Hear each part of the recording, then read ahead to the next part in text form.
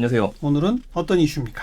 요새 계속 핫한 유튜브 이야기 가지고 나왔습니다. 지금 우리나라에서도 제일 많이들 들락날락하는 플랫폼이 유튜브죠? 네, 맞습니다. 근데 거의 매일 보고 있다고 해도 과언이 아닐 정도로 정말 보는 사람들이 주변에 많은 것 같습니다. 또 얼마 전에 한국노동연구원에서도 무슨 관련 조사가 나왔던데요? 예, 정확한 이름으로는 미래의 직업 프리랜서라는 보고서가 나왔는데 예. 여기에서 크리에이터 분들을 250명 정도를 무작위로 추출했습니다. 그래서 설문도 좀 하고 심층 면접을 진행을 하면서 꽤 의미 있는 결과들이 나왔는데 아무래도 유튜브 하는 사람들이 가장 궁금해하는 수익과 같은 것들도 조사된 결과가 좀 나왔습니다. 실제 벌어들이는 수익 어마어마하다면서요. 이게 정말 어마어마한 게 그 강남에 95억 빌딩을 산 유튜버가 있다. 이 얘기 때문에 이슈가 됐었는데요. 보람이. 그렇죠. 저도 알아요. 이제 모르는 사람이 없을 그러니까요. 정도로 유명해졌습니다. 예. 이 아이가 6살이거든요. 예. 6살 아이가 일상을 찍은 브이로그라고 하는 브이로그하고요. 그 장난감 리뷰를 하는 두 개의 채널이 운영이 됩니다. 근데 직접 찍은 건 아니고 아무래도 이게 가족 기업처럼 운영이 되는데 여기 직원 숫자도 굉장히 많대요. 그렇죠. 큰 회사래요. 거의 기업으로 좀 봐야 될 것 같아요. 그러니까요. 근데 그 정도인데 두 채널을 합쳐서 3,182만 명이나 됩니다. 구독자가. 그래서 90억 빌딩을 어떻게 샀을까 이제 추적을 해보고 사람들이 공개한 결과를 보니까 월 소득이 36억이라고 합니다. 근데 이제 이 뉴스를 보고 그냥 엄마랑 아빠랑 꼬마 셋이서 36억 버나 보다 이렇게 생각하시는 분들 많은데 네네. 그건 아닌 거죠. 그렇지 않습니다. 저희들이 아무리 집에서 노는 아이들을 찍어도 이 정도를 벌 수는 없죠. 네. 그러니까 이제 36억을 버는 유튜버가 있다라는 말에 이제 사람들이 굉장히 허탈함을 느끼는 겁니다. 예. 그럼 나도 한번 유튜버는 해볼까? 라는 생각을 하시게 되는데요. 네. 근데 모두 이렇게 벌 수는 없죠. 그래서 실제 얼마나 버는 거지 확인을 해본 결과를 보면 1인 크리에이터들의 아까 말씀드렸었던 250명의 월 평균 소득을 보게 되면 536만 원 정도? 월 평균 536? 예, 그러니까 만 원입니다. 꽤 되는 거죠. 꽤 되네요. 네. 근데 이걸 전업도 아니고 부업으로 하는 사람들도 333만 원 정도. 부업으로 330? 예, 그리고 취미로 하는, 그러니까 주업이 따로 있고요. 취미로 하는 경우에도 평균적으로 114만 원 정도 수익을 올린다라고 합니다. 예. 그러니까 사람들이 이제 직장 생활 하시는 분들도 나도 한번 해볼까라는 생각을 하게 되는데 문제는 요즘에 유튜버 낭인이라는 사람들도 나오기 시작했거든요. 그러니까요. 예, 나도 한번 해봐야겠다 해서 일단 장비부터 다 샀는데 너도 나도 뛰어드는데 한 달 10,000원도 못 버는 분들 대부분이겠죠? 굉장히 많습니다. 어떻게 버는 거예요? 수익이 어떻게 올라가는 겁니까? 사실 유튜브는 이제 넷플릭스 저희가 다뤘던 서비스랑은 좀 다르게 넷플릭스는 회원들이 회비 내잖아요. 그렇죠. 회비가 없는 구조입니다. 그렇죠. 누구나 그냥 유튜브 들어가면 아무거나 볼 수 있어요. 맞습니다. 누구나 볼 수 있고 누구나 영상을 올릴 수 있도록 되다 보니까 이 돈이 개인한테서 오는 게 아니라 기업한테서 광고비가 옵니다. 광고비. 네, 이 광고비를 받아서 영상을 보는 사람들이 측정을 하고 난 다음에 유튜버한테 측정을 해주는 거죠. 예. 근데 이게 예전에는 개인들한테 광고비를 주지 않았었어요. 그래서 어떤 걸 보시면 되냐면 유튜브에 들어가서 영상들을 보면 어떤 건 광고가 달려있는데 어떤 영상은 아예 광고가 없습니다. 맞아요. 이 규정도 계속 바뀌었거든요. 예. 현재 2018년 초부터 적용된 규정에서는 기본적으로 한 채널의 구독자가 1,000명이 넘어야 되고요. 두 번째는 연 시청 시간이 4,000시간을 넘겨야 됩니다. 이렇게 넘겼었을 경우에만 광고를 붙도록 돼 있습니다. 이게 또 중요한 게 있는데 이런 기준을 달성을 하더라도 유튜브 파트너 신청이라는 걸 하게 돼 있어서 이걸 하셔야 돼요. 예. 얘를 안 한 상태에서 난 넘었으니까 언젠가 나한테 돈을 주겠지 안 줍니다. 이게 두 개가 돼야지만 광고를 달 수 있는 권리가 주어지게 되는 것들이고요. 예. 제가 유튜브가 아니더라도 블로그 같은 걸 보시면은 이제 애드센스 광고라 그러죠. 팝업 광고라든지 아니면 상당히 광고가 노출되는 것들이 있습니다. 배너 광고처럼. 맞습니다. 그 배너 광고가 내가 만든 광고에도 내가 만든 영상에도 달리게 된다라고 보시면 됩니다. 네. 근데 이거를 이제 얼마짜리인지 다 계산하는 식이 굉장히 복잡합니다. 예. 그래서 간단히 이야기하면 이제 범퍼 광고라 그래서 건너뛰기 불가능한 광고들이 좀 있어요. 이게 1,000번 노출될 때마다 3,500원 정도. 1,000회 노출 3,500원. 네. 그리고 5초 후에 건너뛰기 영상이 제일 많은데 이거 같은 경우에는 5초 정도 재생이 될 때 30원 안팎이라고 이야기를 합니다. 그러면 건너뛰기 불가능한 것보다 이게 더 돈이 많이 되네요. 그렇게 될 수 있습니다. 왜냐면 노출이 계속 되니까요. 그런데 이게 또 복잡한 수식이 들어가는 게요. 채널의 시청자 수라든지 영상의 길이라든지 이거에 따라 다 달라집니다. 그래서 대략적으로 수익 비율이 나와 있는 것들을 보게 되면 유튜브를 하시는 분들이 광고에도 55% 정도, 그리고 구글이 한 45% 정도를 가져가는 구조로 형성이 돼 있습니다. 네. 참 세세한 계산법까지 우리가 알 필요는 없죠. 네. 그런데 처음에 유튜브는 엄청난 적자였었잖아요. 그렇죠. 언제부터 이렇게 커진 거예요? 그 유튜브가 커진 거는 유튜브가 구글에 인수가 되고 난 다음부터로 좀 봐야 됩니다. 예. 일단은 적자인 이유를 보게 되면은 이걸 트래픽이라고 이야기를 합니다. 그러니까 간단히 얘기하면 저희들이 매달 스마트폰 사용 요금을 내죠. 네. 그래서 이제는 뭐 전화랑 문자가 거의 무료니까요. 저희는 데이터 비용을 내는 거랑 똑같습니다. 예. 이게 지금 인터넷 종량제가 이제 모바일 쪽에선 됐다라고 봐야 되는데 기업들도 마찬가지입니다. 사용하는 영상에 대한 트래픽이 많아질수록 그만큼 더 많은 비용을 내야 됩니다. 예, 예. 그러니까 SNS에 영상들이 유튜브 영상을 공유하는 사람들이 많아질수록 예. 유튜브는 계속 적자인 겁니다. 비사용료를 내야 되니까. 맞습니다. 그 비용이 어마어마하죠. 그렇죠. 계속 적자였지만 이렇게 성장을 많이 하고 있는 데를 보면서 페이스북과 당시에 마이스페이스라는 SNS가 서로 이 유튜브를 인수하려고 양쪽에서 미락을 좀 벌이고 있었어요. 네, 네. 그때 갑자기 구글이 튀어나오면서 유튜브를 16억 5천만 달러에 인수를 해버립니다. 지금 돈으로 계산하게 되면 한 2조를 좀 넘죠. 이야. 근데 문제는 근데 그때도 적자였잖아요. 계속 적자였어요. 2009년까지 매년 4억 5천만 달러. 그러니까 5천억씩 계속 적자였던 겁니다. 네. 근데 이게 턴어라운드가 된 게 광고주들이 직접 광고를 제작해서 올려라. 원래 개인들이 그냥 공유하는 채널이었었는데요. 예. 광고주들이 올리게 되니까 사람들이 많이 보는 겁니다. 예. 이게 슈퍼볼이라든지 그런 쪽에 광고를 올리는 것보다 나았던 거죠. 예. 그래서 이때부터 2년이 지나서 2010년부터 흑자로 돌아서고요. 2년이 또 다시 지나서 2012년 10월부터 개인들한테도 광고를 수익 배분해주는 파트너 프로그램이 처음으로 시행됩니다. 아하. 그때 여러분들 아실 만한 최초의 10억 뷰 영상이 나온 게 바로 싸이의 강남스타일 영상이 나오게 됐었죠. 그게 파트너 프로그램 시작 직후네요. 네, 맞습니다. 네. 그래서 그때부터 개인들도 돈을 버는 시장이 열렸다. 그렇게 보셔야 될 것 같습니다. 그러니까 처음에는 엄청난 적자를 감수하고라도 이용객을 엄청나게 늘린 거고 맞습니다. 많이 늘어난 다음에 이제 네. 광고를 통해서 수익 창출이 갑작스럽게 이루어진 거고. 네. 네. 지금 유튜브의 CEO가 수잔 워치츠키 네네. 어떤 이름이 좀 분이에요? 어렵습니다. 어떤 분이에요? 이번에 좀 재밌는 게 98년도에 실리콘밸리 인텔에 입사를 하셨거든요. 잘 다니고 있었는데 이때 결혼도 좀 하시고 그 대출금도 갚고 하다 보니까 돈이 부족하셨던 겁니다. 네. 그래서 본인 집에 있는 차고를 임대를 줍니다. 이때 차고에서 창업하시는 분들이 많았었죠. 네. 2명의 스탠포드 대학원생한테 차고를 빌려줬는데 예. 이 회사가 바로 구글이에요. 우연이네요. 우연. 네, 빌려주는 것도 제대로 빌려줘야 네. 자, 이런 인연이 있다 보니까 1년 뒤에 99년에 구글의 16번째 멤버로 합류를 했고요. 또 별칭이 구글의 어머니입니다. 여성분이셨기 자기 때문에. 차고를 빌려줘서 네. 구글을 만들어냈다. 네. 그리고 이제 이분께서 이제 2005년도에 맡았던 프로젝트가 구글 비디오라는 서비스를 맡았었습니다. 네. 그러니까 유튜브와 거의 흡사했던 서비스예요. 예. 개인들이 영상 올리게 만들자. 예, 예. 그런데 계속 안 됐었습니다, 잘. 근데 유튜브를 보다 보니까 엄청나게 성장을 했던 거죠.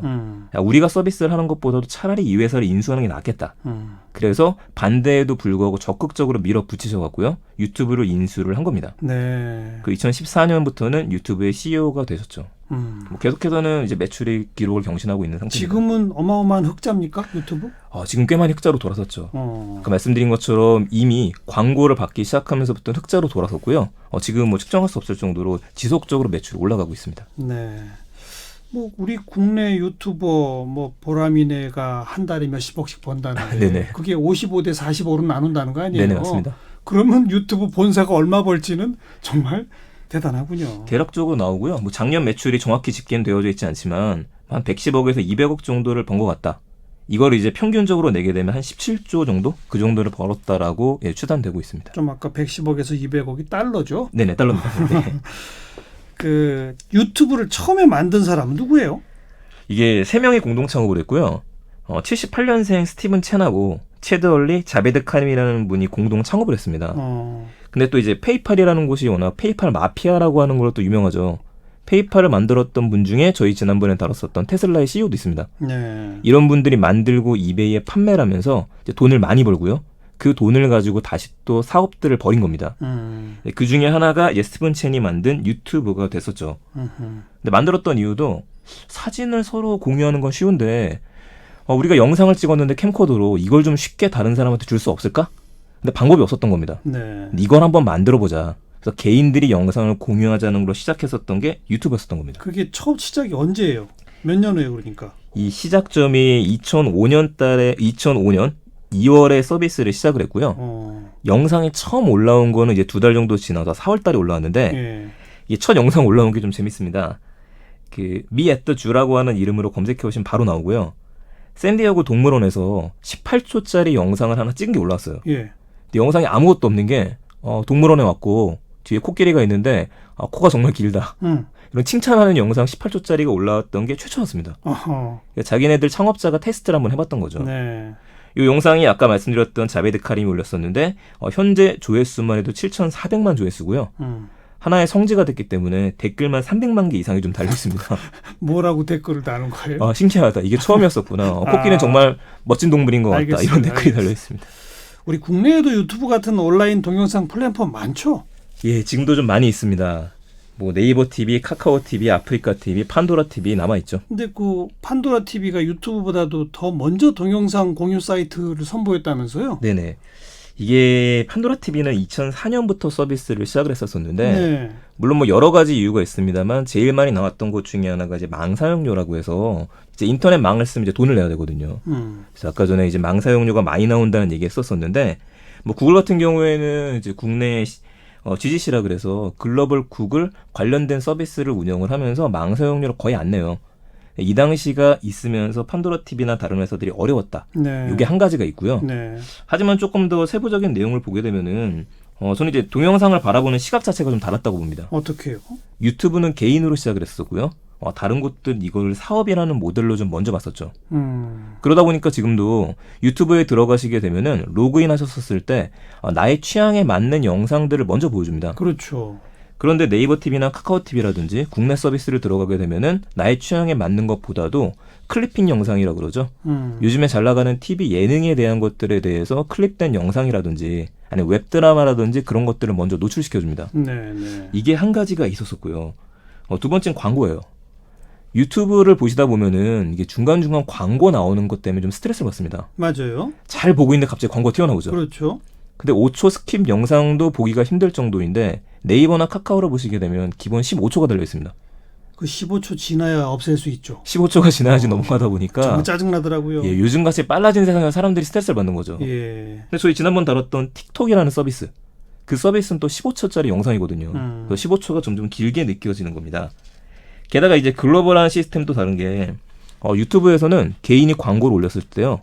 한국 유저가 보는 광고 단가에 비해서 만약에 제가 영상을 올렸는데 그걸 미국에 있는 분이 제 영상을 봤다. 네. 그러면은 미국에 특화된 광고가 그분한테 보입니다. 그럼 이게 단가가 더 올라갑니다. 그렇겠죠. 우리보다. 맞습니다. 광고 단가가 비싸죠. 미국만 해도 7배라 그러고요. 네.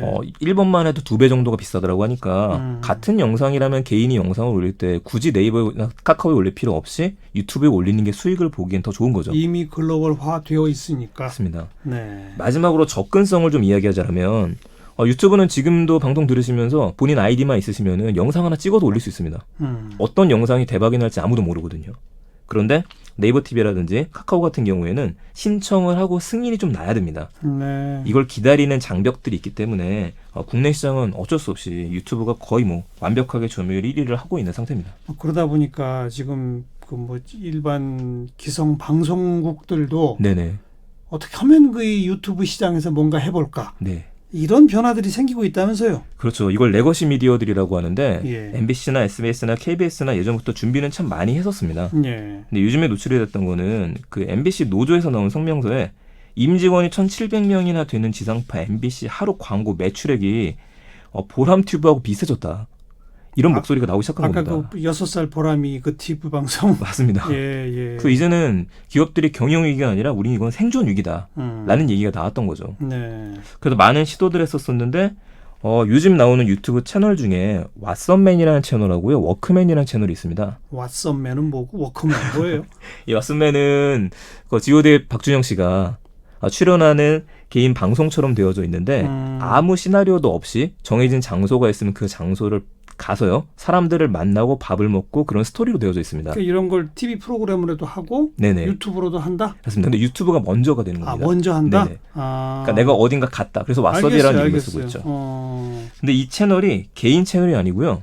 2017년도에 JTBC가 스튜디오 룰루라라는 걸 만듭니다. 근데 여기서 시작됐었던 곳이에요. 네. 그래서 여러 가지 테스트를 하고 있고요. 워크맨 구독자가 95만 명, 왓슨맨이 209만 명을 넘었으니까 어마어마한 겁니다.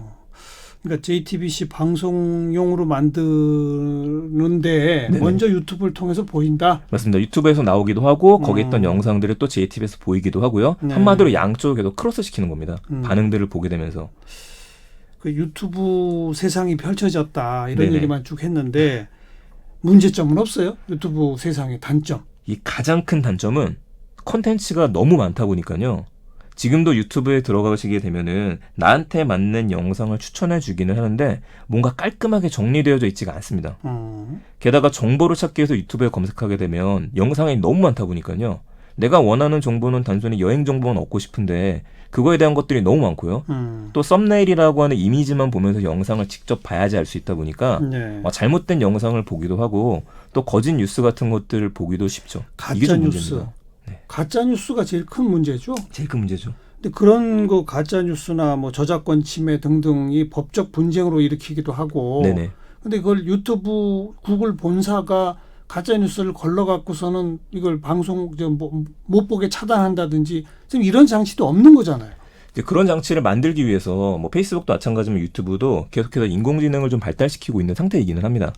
다만 이제 가짜 뉴스는 아니라는 기준이 애매하다 보니까 그런 것들에 대해서 뭔가를 만들어내기보다도 저작권이라든지요. 지금은요. 저작권이라든지 이 컨텐츠 자체가 너무 어그로라고 합니다. 보통 이제 사람들의 시선을 끌기 위해서 억지거지스럽게 만든 영상들이 좀 있습니다. 어그로? 자극적인 것들. 어그로. 네네. 그 자극적인 영상이나 그런 컨텐츠 같은 경우는 제재가 지금 확실하게 들어갑니다. 어떤 제재예요? 제재가 3번 들어가는데요. 1차 경고를 받게 되면 일주일간 영상을 게시할 수 없게 되고요. 2차 경고를 받게 되면 2주일간, 3차 경고에 아예 채널을 폐쇄시켜버립니다. 네. 이런 것들 외에도 올해 6월부터는 만 14세 미만 미성년자들이 혼자서는 라이브를 못하도록 합니다. 그러니까 실시간으로 소통하는 채널 자체를 못 만들려고 만들었어요. 이게 또 이제 아이들을 보호하기 위해서다라는 이야기를 하는데 예. 제가 이야기 드렸던 흐름을 보시게 되면은 유튜브에서 이런 규정을 정할 때 타협을 하지 않거든요. 그냥 결정을 내려버립니다. 결정을 내리면은 이걸 사용하는 사람들은 그냥 따라가야 되는 거죠. 그래서 유튜브를 만드실 때에도 내가 혹시 저작권법 위반을 하고 있지 않은지 혹은 문제가 있지 않을지 알겠어요. 지금은 더 고민을 해야 됩니다. 나도 크리에이터가 되겠다 하시는 분들을 대상으로 지금 쭉 말씀해 주셨는데 네네. 그보다 이제 완전한 유튜브 세상 됐으니까요. 우리 어린이 청소년들 대상으로 유튜브 이용 교육부터 좀 해야 될 것 같아요. 그건 정말 맞는 얘기십니다. 네네. 아이고 여기까지 합시다. 세컨드 브레인 연구소의 이인복 대표 오늘도 고맙습니다. 네, 감사합니다.